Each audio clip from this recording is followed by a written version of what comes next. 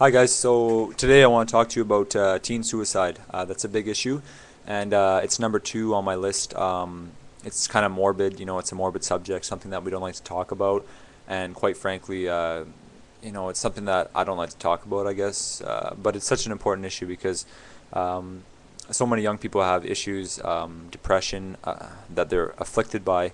Um, Recently in Ottawa, about a month ago, a young boy by the name of Jamie Hubley. He was 15 years old, and he took his own life at 15 years old. He was identified himself as gay, and he was having some issues dealing with that. It's tough in high school, dealing with those types of things, and we don't talk about it enough. So I think it is important to bring those issues out of the dark and discuss them. I've dedicated my second video log to talking about this, and I think we need to talk about this more. Some points I've made here that I will let's get off the table right away. Suicide is a permanent solution to a temporary problem. Sounds cliche, but it's entirely true. Also, the fact that it does get better. This is another cliche, and sometimes it's perhaps overused because, even as an adult, teens with issues surrounding their sexual orientation, as an adult, you'll still face tough times and challenges ahead, but it does get better apparently. One point I made is people like Ellen, Lady Gaga, Chris Colfer. These people were perhaps picked on at school. I know Lady Gaga, I read an article about her once. She was picked on at school, and she would eat her lunch in the cubicle in the bathroom, and I think she was also stuffed into a garbage can at one point by some bullies. So bullying surrounding gay and lesbian youth, that's a big issue, and that's one of the leading causes of suicide. So I am focusing this video log on teen suicide and teen depression. I feel like it's unfair to discuss adult suicide because that's a whole other ball game. Let's say you're a father, you're happily married, and you have a wife and 3 kids, and they all die in a car accident. Who's to say that it's not your right to consider taking your life? Or you're a cancer patient and you're terminally ill. Who's to say that assisted suicide or euthanasia is wrong? Those issues should be left up to that person. But teen suicide to me is wrong, just because it's unfair. Because as a teenager, and this is an important thing to remember here, as a teenager, you're dealing with adult issues and adult problems, but you have an adolescent brain. So no wonder you're overwhelmed. Let's say you're 16 and pregnant. Being 25 and pregnant is a blessing for most 25-year-old women, but as a 16-year-old girl in school, and you find out you're pregnant, that's a huge issue, right? So it's like it's all relative to the situation, and I think it's unfair that so much is put on teenagers and young people's shoulders. They don't have enough guidance. You're thrown into the lion's den at high school with a bunch of people who are all in the same boat as you, and there's all these hormones flying around, and adult situations coming up, and you just have a teenage brain and only a teenage world experience to go along with that. So you don't have the same grasp on things, perhaps the same problem solving abilities as someone who's older. And this isn't to be patronizing, it's just to say that a 16-year-old doesn't have the same coping mechanisms and problem solving abilities as, say, a 45-year-old would, right? So that's why to me suicide is such a travesty, because it's like a permanent solution to a temporary problem, and that problem is unfairly put on your shoulders. As a young person, you're dealing with a situation that you don't have the adult brain to deal with. So anyway, flogging a dead horse there, you get what I mean. There's a positive spin to be put on this, and that's that you're overly mature for your age, perhaps too mature. because you're dealing with adult situations at such a young age, whereas some other students, that or that you're in class with, other kids your age, they're just playing video games after school all day and sort of leading these happy-go-lucky lives, and you're dealing with pregnancy and STDs and sexual orientation issues and stuff like that. So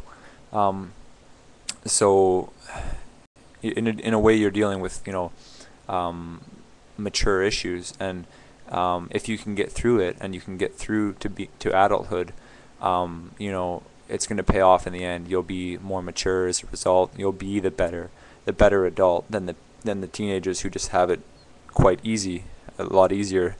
No teenager has it easy, so I don't mean to minimize or belittle the lives of some, but I know as a teenager growing up, I felt like my life was a little more difficult. I'm a type 1 diabetic, so I take daily insulin injections and check my blood sugar every day, 6, 7, 8 times a day, and I have to watch how I eat, and just a big issue to deal with. And like, I was 11 years old when I was diagnosed with that, so when I was 14 and my friends were experimenting with drugs and alcohol, I got into that a little bit, but for the most part I avoided it because it just caused too many troubles for my blood sugars, and so in a way that actually kept me safe. And I think being diabetic has made me a more mature individual as I enter adulthood. I'm better prepared to deal with some of the issues that come up. I'm less afraid of death, for instance, whereas some 45-year-olds still can't come to grips with the fact that we all die someday. I just see it as a natural stage of life, and it's something that I'll accept with open arms when it's my time. Just when you're dealing with chronic health issue like diabetes or cystic fibrosis or whatever it be, you just sort of view your life and life differently. So there's that. So let's say you are a teenager and you're finding yourself in a tough situation because you have some serious issues going on. Just remember two things. Number one, that you're dealing with adult situations with an adolescent brain. You're an adult stuck in a teenage body. So don't beat up on yourself if you can't come up with a solution, and don't think that suicide is the answer. I mean, that's like the worst thing I can think of. That's the least possible answer that I would come up with for that. Go to adults, go to people you trust, people you can rely on, people that will help you out. Talk to people. If you can't talk to your parents, do find someone that you can talk to. I'm going to post the number for various hotlines that you can call, such as Kids Help Phone, in the comment section at the bottom here. So call those lines, call the hotlines. Just Google, suicide hotline. They're all anonymous, confidential, toll free, and importantly, perhaps most importantly, they won't show up on your phone bill. So feel free to call those hotlines and talk to somebody. What else do we have to go over here? One of my favorite lines when it comes to suicide is something that Tupac Shakur once said. He said, "They win when your soul dies. They win when your soul dies." You're letting the haters in your life win when you just give up and just cash in your chips. So if that's the only thing that keeps you going, because you want to rise up and overcome those, and like just in the future be able to look back at those people and say, fuck you, look at me, I made it. I'm rich and successful, or I'm doing the thing I want to do, and I'm a pro hockey player, I'm a country singer, I'm a famous author, so fuck you. If that's the only thing that keeps you going, then let that be it. Just don't let them win. When they win when your soul dies. Don't take yourself out of the game too early. And that leads me to my next point, and that's when you take yourself out of the game. That's perhaps a very colloquial way of putting it, but that is effectively what you're doing. When you take yourself out of the game of life, you're not giving yourself an opportunity to live up to your full potential. Let's say that you're going to go on to find a cure for cancer, or become a great mother or father, or politician, or writer, a famous power-hitting journalist that just comes up with just these groundbreaking stories, and or a newscaster like Anderson Cooper, or someone like that. If you take yourself out of the game at 16, we'll never get to see what you could become. So there's a big reason number two. Don't ever consider consider suicide as a viable option, as a way out, because you're taking yourself out of the game so young that you're not giving yourself a chance to see where you're going to get in life, and you're not giving us a chance to see where you're going to get in life. Like, if one of you guys is going to come up with a cure for diabetes, type 1 diabetes, which I have, please don't do anything drastic. Make sure you go to finish high school and go on to university and get your PhD and become a doctor. Let's look at some famous people like Albert Einstein and anyone else. Like, if Albert Einstein had acted on a whim, maybe some girl broke his heart when he was 15 or 16 and he killed himself, where would we be today? There'd be so much knowledge that we wouldn't have as a result of that. So consider that as well. Okay. What else do we got here? Yeah, here, your brain doesn't fully develop until the age of 25, and that's a study. That's a fact. I've read a number of studies and news articles from Harvard, Nature magazine, that say that your brain doesn't fully mature until the age of 25.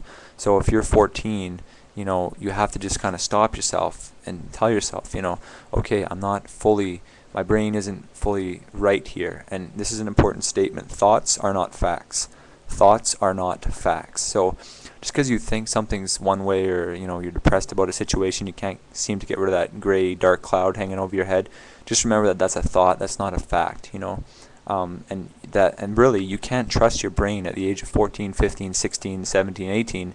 You have to wait until you're in your mid-20s before things start getting clear for you. And I want to tell you that I'm 24 years old now. I'll be 25 in a few months. And since the time I was 18, 19, 20, I've noticed huge changes in my brain chemistry. Where I was a lot more moody when I was younger. I'm much more level-headed now, and just things seem so much more clear, and things get so much easier as you get older. So please just give yourself that chance to experience that clear-headedness and that level-headedness that comes with growing up. Getting over my time here. Let's finish this up. I did a good analogy here. Let's say it's like a puzzle, okay? So picture a puzzle that's all broken up on the table, like an actual puzzle.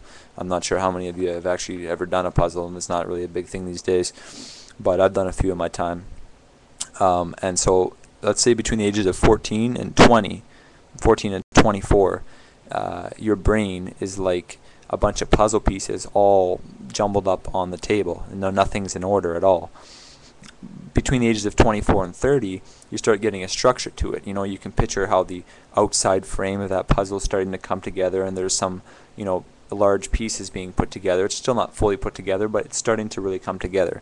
And then between the ages of 30 and 50, when you're really an adult, a big adult, we'll say, because I'm 24 and technically I'm an adult, but I don't quite see myself as being a full adult yet, so a young adult. But between the ages of 30 and 50, you're that full adult age, and your puzzle is like full and complete, and there might be the odd piece missing here and there, because that's part of life, is learning and growing. So let's say you have a full puzzle minus 6 or 7 pieces. So in your brain, and you're in a really good place. Your head is in a really good space. You have good problem solving abilities. You have good relationships. You have your shit in order.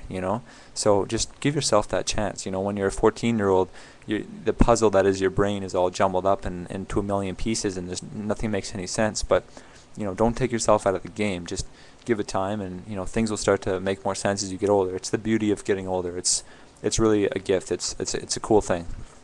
We're just about done here. Let me see. Right. So what you can do if you're feeling suicidal, or really depressed. Okay. Get help. Okay. Call Kids Help Phone, those hotline numbers, teen hotline, suicide hotline numbers. There's lots of websites where you can go on and chat with people one-on-one, 24/7. They're always there for you. If you're a Christian and you're particular about talking to a Christian person, there's Christian ones. If you're Muslim or Buddhist or whatever, there's places you can go for that as well. Volunteer, that's a big one. Volunteer. When you take on other people's problems, you forget about your own. I volunteered at soup kitchens, old folks' homes, with a refugee group. I volunteered for a soccer team doing ticket sales. So many things like that. So it takes your mind off your own life, and it just gives you some breathing space.